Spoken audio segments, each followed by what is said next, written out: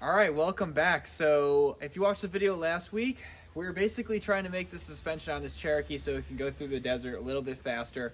We got King of the Hammers coming up in like a week now. But last week we did 2.5 by 14-inch rear shocks here and redid a bunch of the little stuff in the suspension, fine-tuned it, got it ready. This week we're going to be working on the front. I got triple bypasses for it, axle truss, and we're going to redo a bunch of the bearings and stuff that I've been neglecting over the last couple years. So it should be fun. There's going to be some custom fabrication and a lot of hours in the garage. Stay tuned and thanks for watching.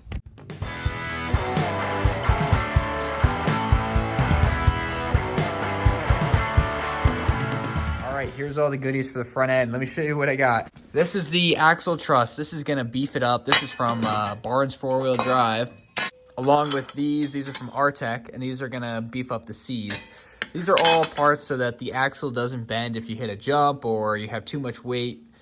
There's a lot of ways that you can bend an axle, but this basically should help prevent that. I got some bump stops. This cool little piece of work, this is a anti-rock front sway bar. These things are supposed to make the Jeeps handle a lot better off-road and at speed. It's like a sway bar, but you can still flex with it, so you don't need to disconnect it. And last but not least, these are the King 2.5 by 12 triple bypass, and they are probably in need of a rebuild by now. This one's leaking a little bit. I'm gonna pull that thing in right now and we'll get started.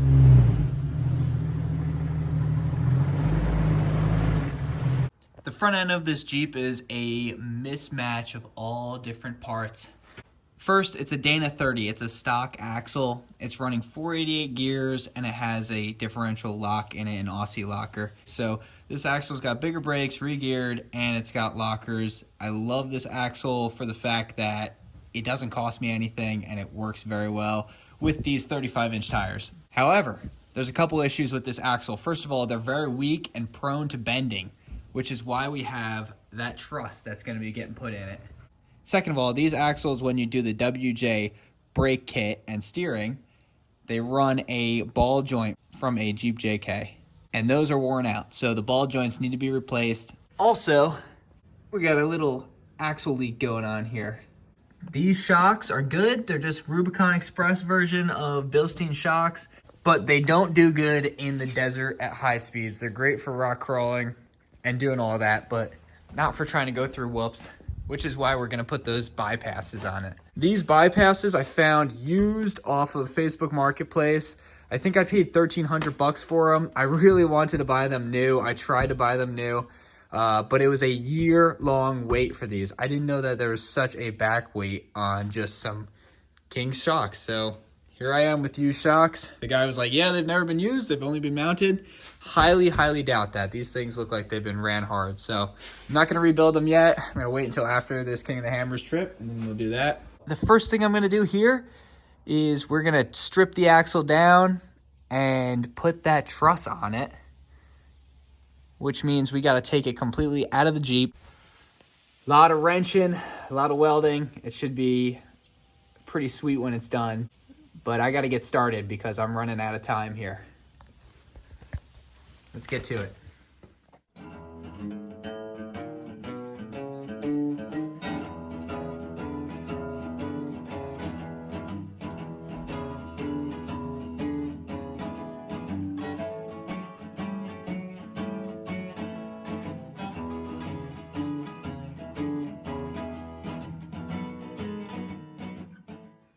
All right, there you have it. Record time. My plan of action here is to tear the axle completely down, pull the shafts, pull the ball joints off, take out the gears from the inside, and then I will be able to weld that truss on once it's a bare housing. I don't want there to be any of that stuff in there, so we don't have to worry about anything bending or warping. Once the truss is all cooled off, then we can start reassembling the axle.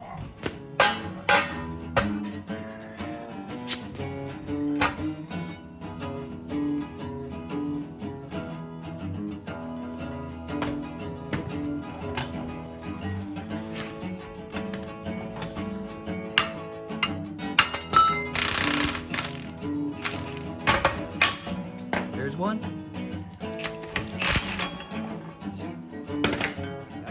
Way too easily. I did these ball joints about 2 years ago, and honestly, I don't think that they were bad. I just found when I was taking this apart, both of these nuts on the passenger side were loose. I'm gonna upgrade them anyway, but oh well.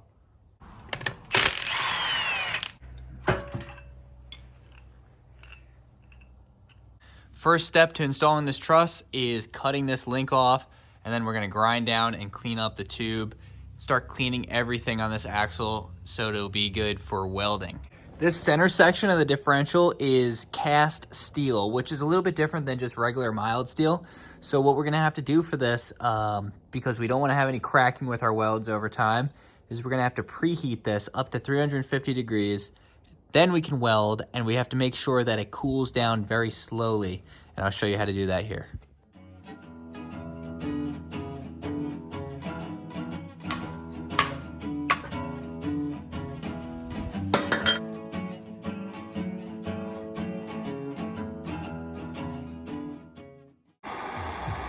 All right, this is nice and heated up.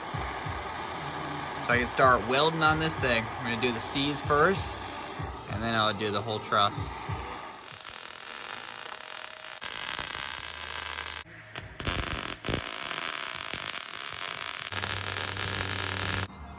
All right, the C gussets are all welded on, and they came out pretty good. So while those are hot, I'm gonna heat up the main differential here and get that ready for the truss. And then I'm gonna wrap it all in a blanket and let it cool overnight.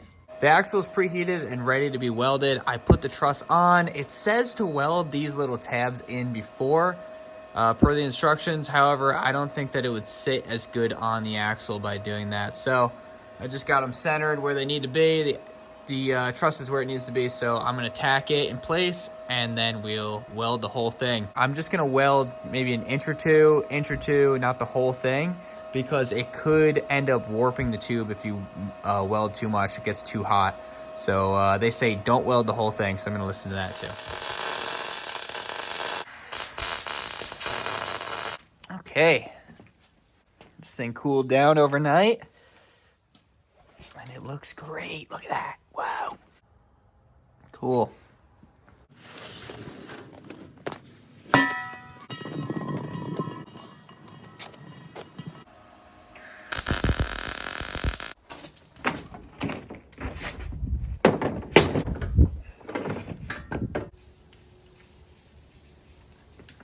Gonna wait for that to dry. Once I get a couple coats on, then we're gonna throw in the ball joints. Woo! Oh. These are Teraflex ball joints. These are supposed to be some of the better ones out there, and they should hold up to the bigger tires, no problem. People run these on JKs, which is the Wrangler, and those things are a lot heavier, and they run bigger tires. Follow these instructions exactly. The orientation is critical. Apparently these have a preload ring, so if they start to wear out, you can actually tighten down the ball joint and make it not worn out anymore. Kind of cool.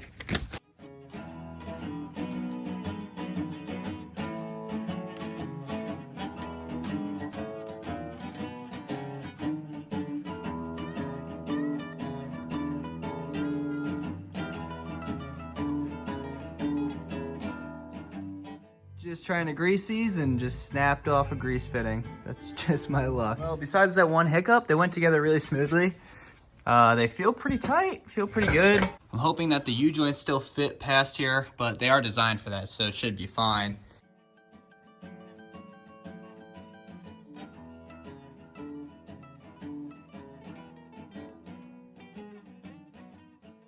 So here's something that I like to do on all these axle shafts is tack the U-joint caps in. And basically what this is preventing, what happens with these is these caps will pop out under force.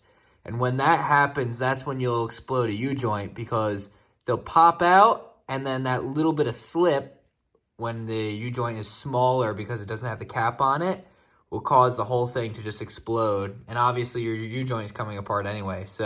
And it's a good way for stock shafts to get them to hold to power a little bit better.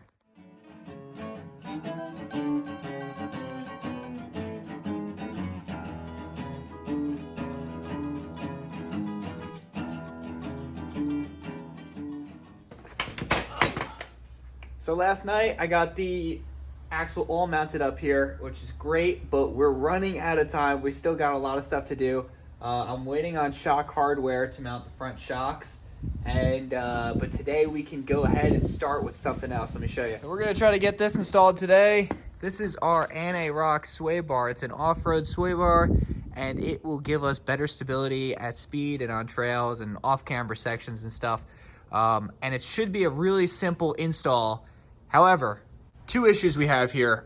This Jeep is running a high steer, which makes it really hard to fit a sway bar bracket in here. And I also cut out the factory mounts because it wouldn't fit with these big high steer control arms and tie rods. So I got to do some figuring out of where I'm going to make new mounts, how to secure them and make them look all, well, package them in there and not have them interfere with anything else.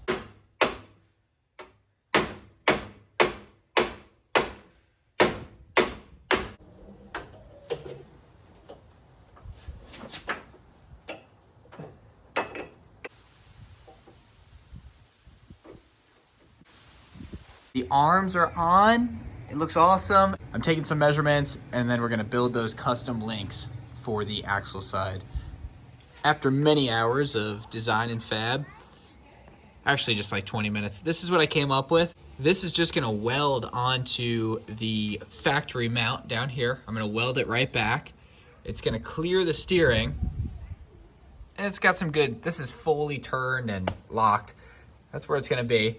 And then it'll clear this bolt, and I'm gonna run a reinforcement, a 1/4-inch plate that goes from this bracket to the C, and then on the other side, I'm gonna put a gusset. So it's gonna be really strong, and it's gonna be out of the way for the high steer. Voila! Okay, there's the mount. This is all 1/4-inch plate, and on the back side, it's got a gusset that runs down and connects to the old mount too. So it's welded at the old mount. Did that on both sides. He's finishing up tightening this thing. I got the reinforcements in.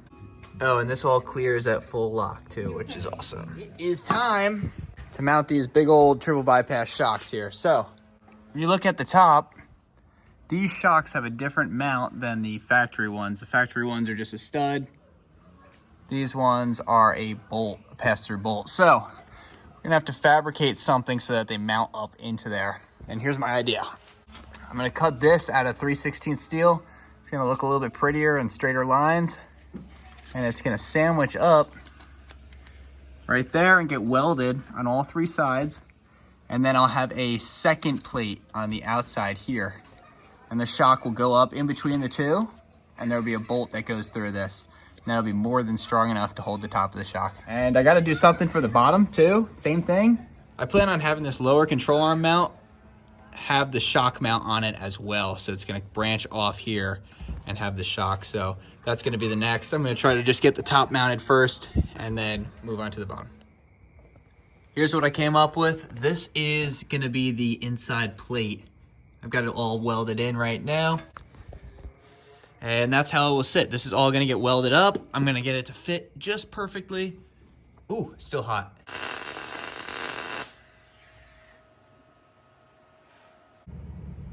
All right, this came out really good. I'm really happy with it. It's super sturdy. The welds look great. So the mount is done here. I'm gonna do the same thing on the other side, and then we're gonna move on to the lower mounts. Driver side's all done too. So now that we've got the top all bolted up and mounted, we gotta work on our lower mount. So the first part is gonna be this. I'm gonna weld this little plate, 3/16 steel, on top of our control arm mount, and then bend the tabs down.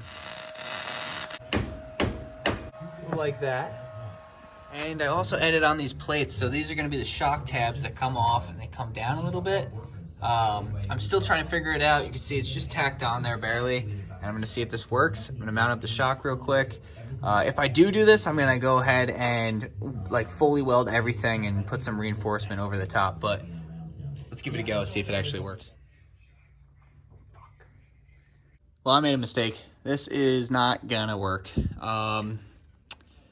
Basically, the shock is at a bottom out zone. There's two little shafts showing. This is the ride height. And bypasses are different than a regular shock because this would work. This is how my other shocks are pretty much set up. but with a bypass, it gets a lot stiffer at the bottom out zone, which is the last couple inches of travel. So you're really close to just running in that bottom out, top out zone. So basically, we've got about 3.5 inches of shaft showing with the rubber isolator. I want that to be around 5 inches because there's a 12-inch shock, have 5 up, 6 down. We're going to try to squeeze as much as we can out of it. I'm going to have to redo these brackets completely, so I'm just going to fast forward through that and see what I come up with. Okay, got a new mount here, and I also, for the second time, have messed this up. I'm going to just, it's only tack welded on, so I could just bend it, but it needs to be straight up and down, I'm realizing. Thought I'd send it back on a little bit of an angle, but this new location is really good. We got 5 inches of shaft showing at ride height, which I'm happy with. 5 inches up, 7 inches down. That'll be good. Once this gets moved, it'll be in a better location, and I'm going to gusset it so I don't have to worry about it breaking off. But right now, I just got to take it off again, put it in the right location, and weld it back up. All right, and this all works. Finally got it. Took a few tries. Doesn't look the prettiest right now. We hit it with some paint. It'll look great. This is all 1/4-inch steel. I have no problem thinking that this is going to work good. So I guess we will find out how strong it is in a couple days.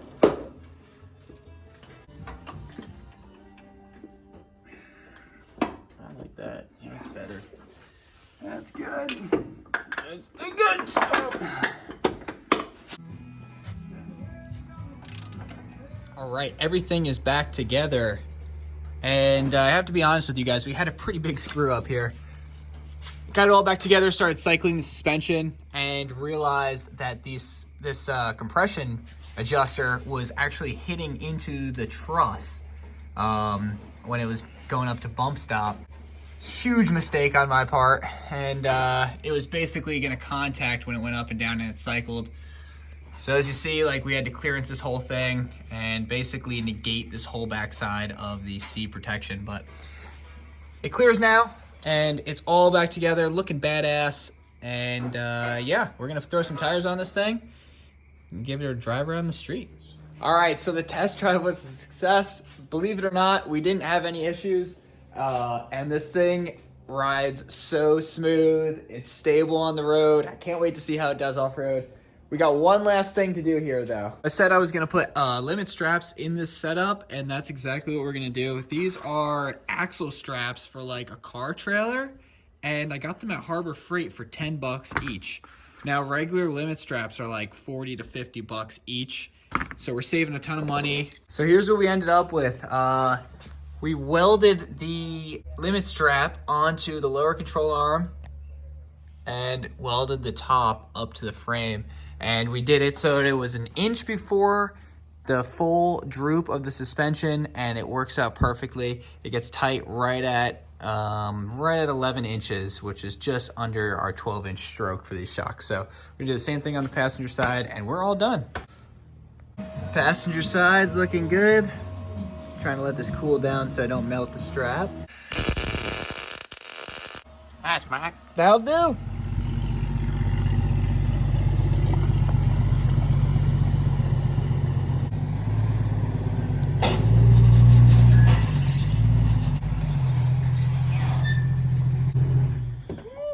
All right, the Jeep's all loaded up on the trailer, and I have no time to test this thing out before we go to Hammers at like 3 a.m. tonight. So it's 9 o'clock now. I'm going to end this video right here. Thank you for watching and checking it out. I'll have a King of the Hammers video up coming really soon. And yeah, until next time, subscribe, like, comment, do it all, and I'll see you around.